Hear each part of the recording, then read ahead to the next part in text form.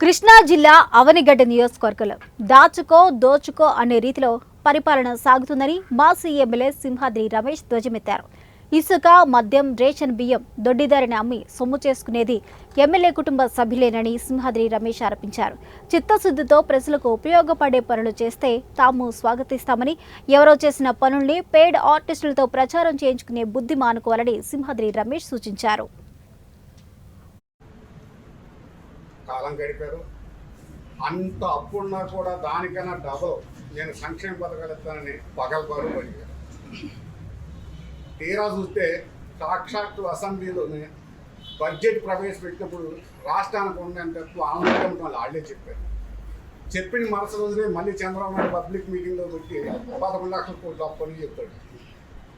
ఇచ్చిన మాటని ప్రతి మాటని ఎగ్గొడటానికి ఎన్నైతే మార్గాలు ఉన్నాయో అన్నిటినీ దాటుకుంటూ ఇలా మొన్న ఈ మధ్యన డిఎస్సీ వాళ్ళు అవనగంటలో ధర్నా చేస్తే ఏప్రిల్ ఫస్ట్ వీక్లో నోటిఫికేషన్ ఉంది.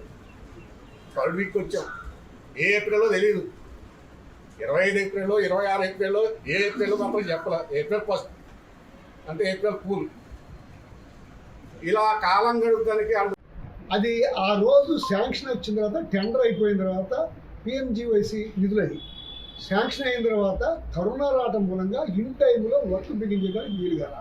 ఆ 2 ఏళ్ళు పోవడం మూలంగా అది ల్యాబ్స్ అయింది. దాన్ని రివైజ్ చేసి మళ్ళీ ఇమ్మంటే ఇవ్వకోకుండా చాలా ఇబ్బంది పెడితే తిరిగి అక్కడుండి ఒక ఐఏఎస్ అని ట్రాన్స్ఫర్ అయిన తర్వాత కానీ ఆ పని జరగాలి. అది శాంక్షన్ చేస్తే వాళ్ళు నేనే చేసి 1000 కదా మాట్లాడతారు. మీ మనుషులే చేశారు, మీ అడ్డగోలుగా చెప్తూ ఉంటారు. ఇవన్నీ ఎవరో చేసిన వాటిని అట్లాగే గడిపేసిన దగ్గర నుంచి ఆ రోడ్డు చేయించారు. మాసవరం దగ్గర నుంచి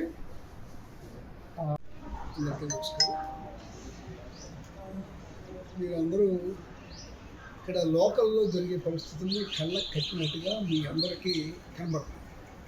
కొంతకాలం పాటు ఆయన ఎన్నికలు 4 సంవత్సరాలు